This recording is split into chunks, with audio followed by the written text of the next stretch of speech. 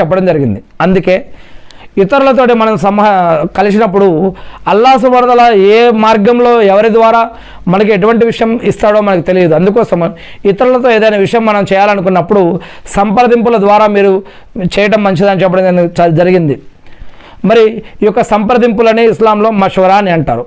ఒక పెండ్లి విషయం కానీ, వ్యాపారం విషయం కానీ, ఏదైనా వస్తువు కొనేటప్పుడు కానీ, ఏదైనా నిర్ణయాలు తీసుకునేటప్పుడు కానీ, ఇంకా ఏదైనా మనకి ఏదైనా కష్టం, నష్టాలు, బాధలు, ఇబ్బందులు వచ్చినప్పుడు కానీ ఇలా సంప్రదింపులు చేయడం మంచిది, ఇతరుల యొక్క మషవరా తీసుకోవడం మంచిది అని.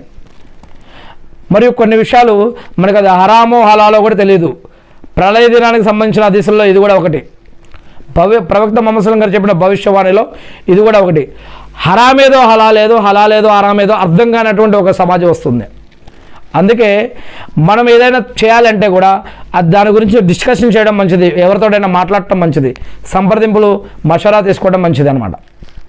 ఇక అది వడ్డీలో ఉందా, వడ్డీ కాదా, అది హరామా హలాలా, షిర్కా బిదాత ఏంటనేది మనం చేసే ఈ యొక్క పని వల్ల షిర్కు కానీ, బిదాత్ కానీ, పాపానికి కానీ, మనం కానీ, ఇతరులకు కానీ దారితీసే అవకాశం కానీ మార్గాలు ఉన్నాయా అని ఆలోచించుకోవాలి, సంప్రదింపులు చేయాలి, మషవరా చేయాలన్నమాట.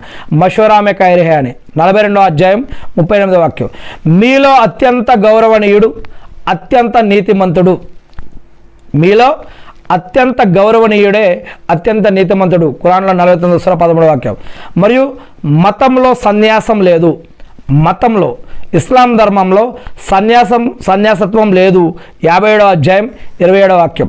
అందుకే ప్రవక్త ముహమ్మద్ సల్లల్లాహు అలైహి వసల్లం గారు కూడా చెప్పారు, ఏమని, పెండ్లి కూడా చేసుకోవాలి, భార్యాభర్తలు కలిసి పండుకోవాలి, పిల్లల్ని కూడా కనాలి, మరియు సంపాదన కూడా ఎవరి బాధ్యతలు వాళ్ళు నిర్వర్తించాలి, ఆరాధన కోసం సమయం తీస్తూ, ఉపవాసం కోసం సమయం తీస్తూ, నమాజుల కోసం, ఖురాన్ కోసం, ఉపవాసం కోసం, ఆరాధన కోసం సమయం తీస్తూ ఈ యొక్క బాధ్యతలన్నీ కూడా నిర్వర్తించాలి. ఇది మానవ యొక్క జీవితం అని. మరి సన్యాసత్వం సరైనది కాదు, మరి ఇవన్నీ కూడా అనుభవిస్తూ ఆరాధనకి సమయాన్ని తీయాలి అని మరియు ఇక్కడ చెప్పడం జరిగింది. ఖురాన్లో 57వ అధ్యాయం 27వ వాక్యం.